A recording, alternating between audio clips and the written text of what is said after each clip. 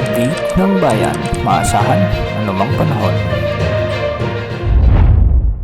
Magandang oras po sa ating lahat. Narito na ang latest update sa lagay ng ating panahon ngayon at sa magiging lagay ng panahon sa susunod na 24 oras. Sa kasalukuyan ay nagdudulot pa rin ng maulap na kalangitan na may mga kalat-kalat na pagulan ang shear line sa may Visayas. Samantalang northeast monsoon at easterlies naman ang nakakaapekto sa nalalabing bahagi ng ating bansa. Dahil nga sa umiiral na shear line, ito yung bangga ng malamig at mainit na hangin, ay asahan ng maulap na kalangitan na may mga kalat-kalat na pagulan na may kasamang isolated thunderstorms sa buong Visayas kasama na ang Dinagat Islands.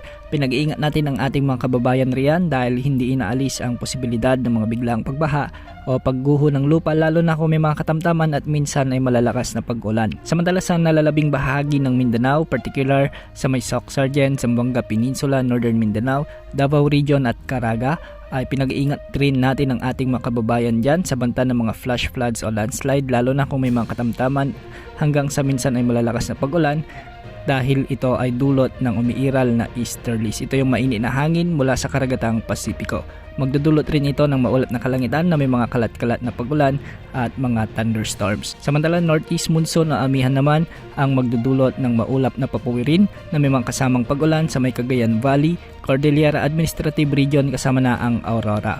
Posible rin ang banta ng mga flash floods or landslides lalo na kung may mga katamtaman at minsan ay malalakas ding pagulan. Sa Palawan ay shear line rin ang nakakaapekto kaya magiging bagyang maulap hanggang sa maulap ang mga kalangitan na may mga isolated rain showers and thunderstorms. Samantalang sa Metro Manila at nalalabing bahagi ng Luzon ay northeast monsoon o amihan pa rin ang magdudulot ng bagyang maulap hanggang sa maulap na kalangitan na may mga kasamang kalat-kalat na mahihinang pag-ulan. Para naman sa mga lagay ng mga pag-alon sa mga karagatan, sa northern at eastern section ng Central Luzon ay posible ang mga pag-alon hanggang 5 metro. Pinag-iingat natin ang ating mga kababayang mangingisda at may maliliit na sasakyang pandagat.